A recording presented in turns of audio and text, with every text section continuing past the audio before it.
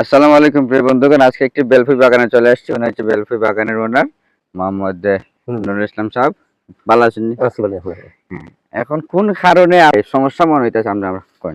ফুলটা গাইছে হ্যাঁ। ফুল গাইছে ঠিক তো হলে এই মুহূর্তে কোনো সার যদি আপনারা দেন তাহলে কিন্তু বেলফুল গাছে যত ফুল আছে সবকিছু ঝরে যাবে। ধরে যাবো। মানে কোন বিশেষ করে কোনো নাইট্রোজেন জাতীয় কোনো সার জি বা গোবর দেওয়া যেত না।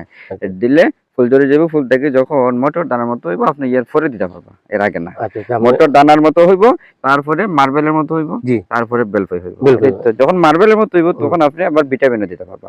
এখন কথা হচ্ছে বেলফুল গাছের সবচেয়ে গুরুত্বপূর্ণ পরিচর্যা যেটা, জি বেলফুল গাছের ফুল আসার আগে জি একটা কীটনাশক এবং একটা ছত্রাকনাশক ব্যবহার করা বেশি জরুরি ছিল। কারণ ওই সময় ব্যবহার করলে কিন্তু কোনো অবস্থাতে মানে বেলফুইয়ের ফুলের মধ্যে বা মুকুলের মধ্যে কোনো ধরনের সমস্যা হবে না। তখন কিন্তু ফুলের পরিমাণটা আরো বেশি পরিমাণে আইতো জি যদি আপনারা কীটনাশক ব্যবহার করতেন। যেমন কীটনাশকের মধ্যে বা বালাইনাশকের ক্ষেত্রে যদি লিফকয়েড প্রতি লিটার পানিতে 1 মিলি আর ম্যানকোজেব জাতীয় ছত্রাকনাশক যেমন এন্ডোফিল আছে প্রতি লিটার পানিতে 2 গ্রাম। জি আপনি আলাদা আলাদা ব্যবহার করতে পারেন, একসাথে ব্যবহার করতে পারেন, তবে আলাদা ব্যবহার করে ভালো।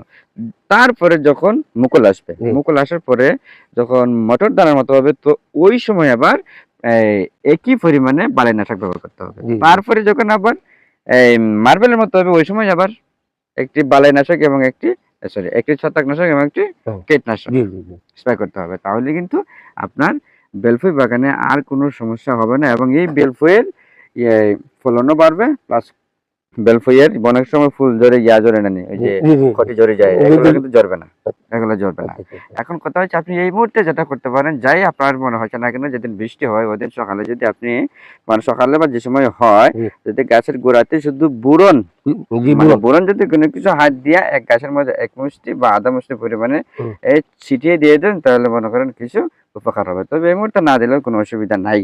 যদি আচ্ছা দিতে জি চান আচ্ছা তাহলে দিতে পারবেন, না দিলেও অসুবিধা নাই। আচ্ছা আচ্ছা। এতক্ষণ যারা সাথে ছিলেন সকলকে ধন্যবাদ। আর বেলফুল বাগানের যে পরিচর্যা নিয়ে কথা বললাম আপনারা একটু ট্রাই করে দেখবেন। ধন্যবাদ সকলকে, ভালো থাকবেন, আসসালামু আলাইকুম।